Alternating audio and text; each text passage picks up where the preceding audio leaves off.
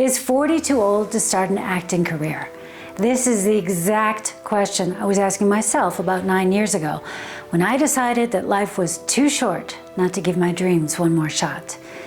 In this episode, you're going to hear how I went from being an American mom and wife in Germany to becoming a working actor as a woman over 40 and a foreigner who didn't speak the language. Well, let's face it, I still don't speak it perfectly.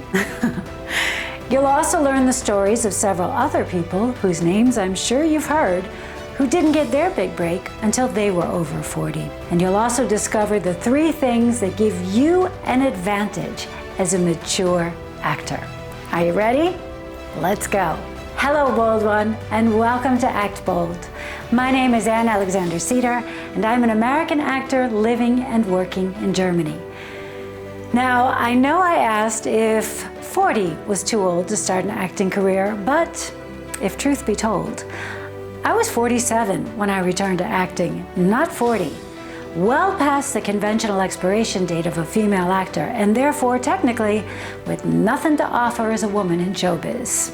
But here I am, 9 years later, and I'm proud to say I belong to the 2% of actors who make their living entirely from their art.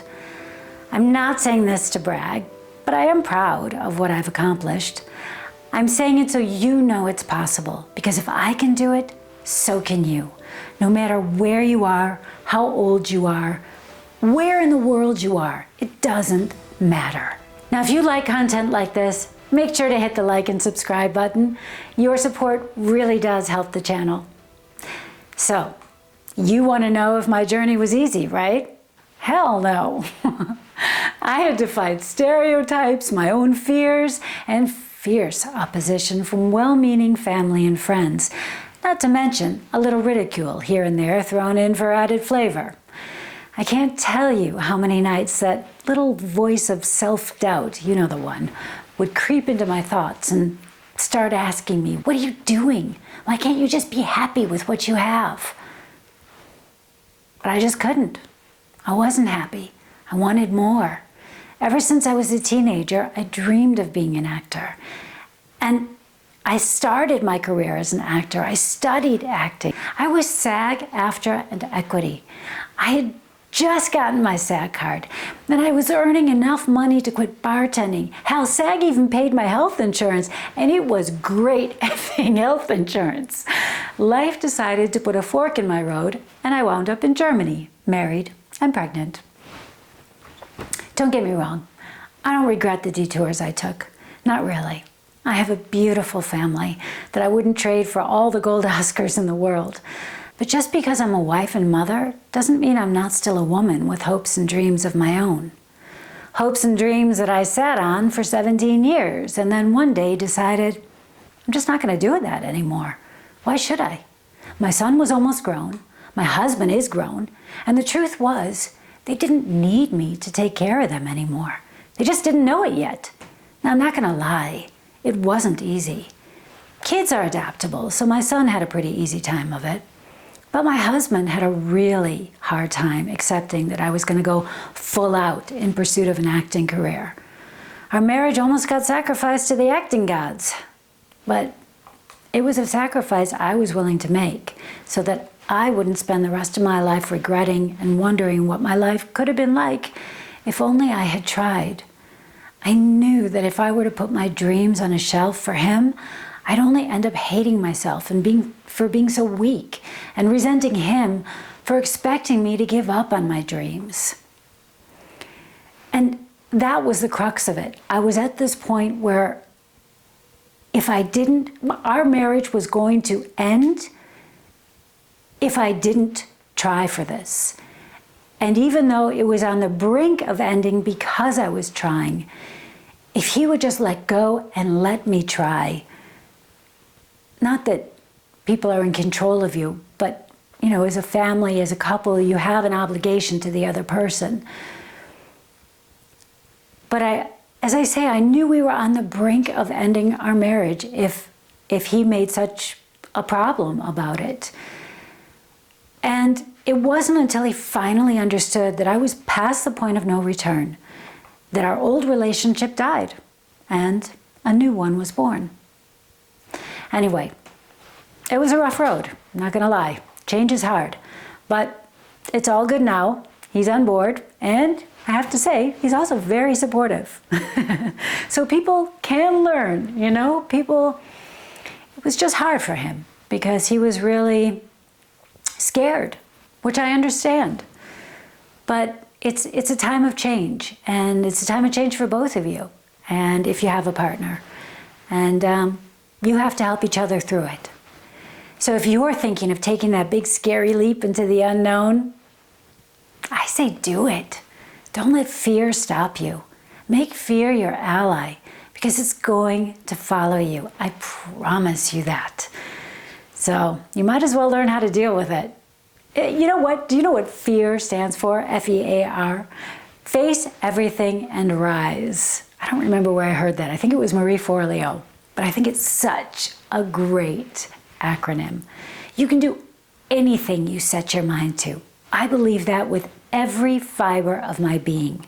My favorite quote of all times is, whether you think you can or you think you can't, you're right, by Henry Ford. It's all in here. Your mind is a powerful thing, so tap into it.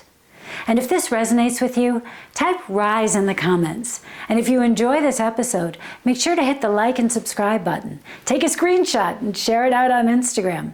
And make sure to tag me at Ann Alexander Cedar, and I will be sure to share your screenshots in my stories.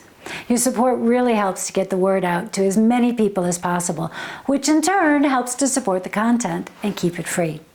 And just in case you need a little more proof that anything is possible, here are a few actors who had their big breaks after they turned 40. Not only were they conventionally too old to begin an acting career, but from all outward appearances, a few of them had a lot of other things working against them as well. Actors like Peter Dinklage, Viola Davis, Steve Carell, Samuel L. Jackson, Melissa McCarthy, Leslie Jones, Connie Britton, Morgan Freeman, Gene Hackman, Kathy Bates, Bryan Cranston. Honestly, the list is long. I could go on.